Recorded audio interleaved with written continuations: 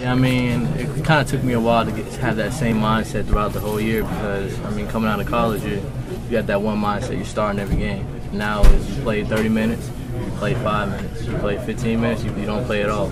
And, I mean, Brandon Bass, he's been telling me just to lock in from whatever time you start lock in, and stay focused, have that same mindset throughout the whole game, and you should be fine.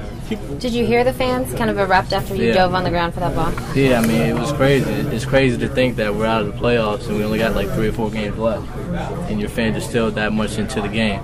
And when, like I said before, when you got fans like that, you have no other choice but to give it your all.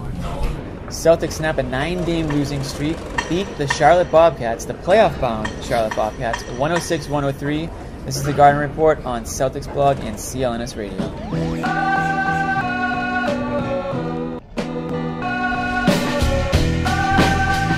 Welcome to the Garden Report. I am not Jared Weiss. I am Jimmy Toscano, and this is Ben Watanabe. He's joining us tonight in place of Evans Clinchy and Jared Weiss, who had better things to do, I guess. I have no idea how that's possible. I mean, Celtics, Bobcats, Friday night, so much on the line. They must have been what has been ailing the Celtics, though. 9-game losing streak over. Yeah. They're not here. Coincidence? I think not. When you bring that up, because it looked like the Celtics were going to be on a 10-game losing streak. Yeah. They had a 13-point lead in the fourth quarter. We've seen this before. I actually tweeted before the fourth quarter started, I said, Celtics lead the Bobcats. The Bobcats have the Celtics right where they want them. And honestly, I felt like I was Nostradamus there because the Celtics actually did give up the lead.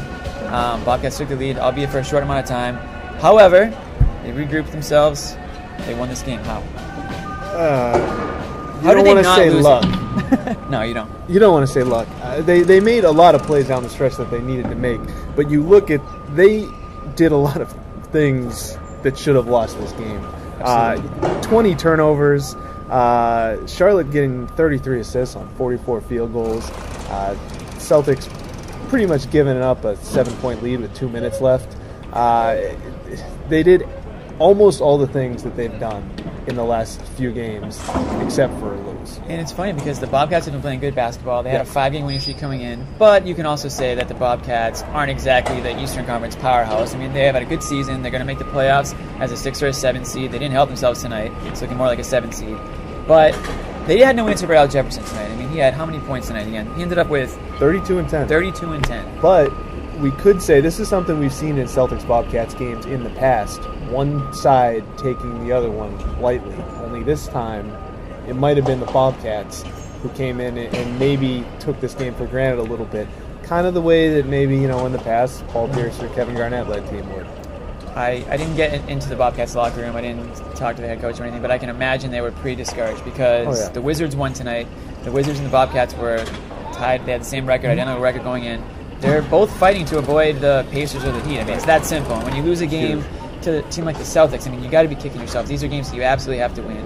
I mean, if the Wizards, all they have to do, they control their own destiny. You know what I mean? Like, if a couple games left, if they win out, they're going to play either the Raptors or the Nets. Whereas now, the Bobcats, the Pacers are struggling, but they're still the Pacers. They're still huge down low. They've still got a guy named Paul George who can fill up the stat sheet, and you already know everything you need to know about the Heat. Right. So that's tough. Real quick, before we go to the next video, Celtics avoided a couple of scares, injury scares. Yeah. Well, they avoided one injury scare tonight. Jared Sellinger left the game, rolled his ankle, came back out, ended up finishing the game pretty strongly. It was actually a big key at the end there. It's huge. That was huge for them. Jared Bayless left the game, hyperextended right knee, was it, I believe? I believe that was it, yeah.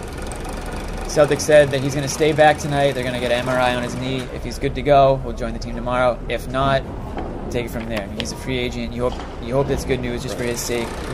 Still not sure if he's in their long-term plans or not, but look, they're short on guards. I mean, Rondo, that was the first injury thing that we heard tonight. Rondo didn't play tonight, bruised right shin or left, was it left? Left shin. Yeah. That came out of nowhere. Nobody had any idea that was an issue. We talked to Brad Stevens before the game. I guess he got kneed in the shin at some point before. Yeah, he came out for pregame warm-ups. I guess he just came back in, and head trainer Ed Lacerte, he said he can't go. It's funny because we're used to kind of the geriatric Celtics limping to the end of the regular season trying to stay healthy. Now they're younger than they've been in years, and they've got Chris Humphries, Jared Sullinger, Devon Rondo did not play, obviously, as you said. Right. Avery Bradley's nursing some stuff. Bayless, they're going in. Obviously, we got Gerald Wallace out for the season. Right. Still hanging out. Yeah, good for him. But they're still hanging on by a thread injury-wise, and it has nothing to do with age. It's tough. Time. It's tough because you have to say, okay, is it really worth trotting a guy like, in this case, Jared Bayless? If his MRI comes back negative, obviously you avoid the major scare, but he's not 100%. Humphries told us he's not 100%. These guys are going out there, less than ideal situation. Nobody's healthy right now. Game 80, whatever it is in the season. But those guys want to show, right? They want to show, at least in the last couple games, that they're still healthy. Humphries and Bayless, especially, since they're free agents. And Bradley. Bradley is a restricted free agent to be. You're right. Do you really want to push it? No, not really. But they do want to get back so that when they call a team this summer, that team is not saying, "Well, you didn't finish the season."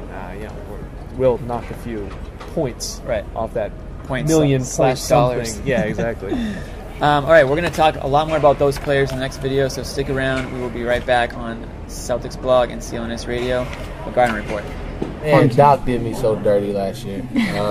My third game of the year against the Wizards. We meet at 35, and Doc, he's talking to the team, and we're about to run out, and he goes, "Son, come to my office." I'm like, "Yes, sir. You're starting tonight." I was like, "Okay." I was like, "Wow, okay," and it just kind of caught me off guard. That's the thing about the NBA. You always got to be ready, and Phil showed what we all knew about Phil, but he showed y'all or the people out there that there's not much of a downfall when he steps on the floor. He's very tough to defend because when you think he's shooting, he's not, and when you think he's not shooting, he's shooting it. So I mean, Big Al is a special basketball player in this league. I mean, the man averages 21 and 10. Wasn't an all-star. I mean, it says a lot about the man. But and then he also took the Charlotte Bobcats, who wasn't in the playoffs last year, and put him in the playoffs. I mean, you got to give him a lot of credit, and he's been doing this his whole career.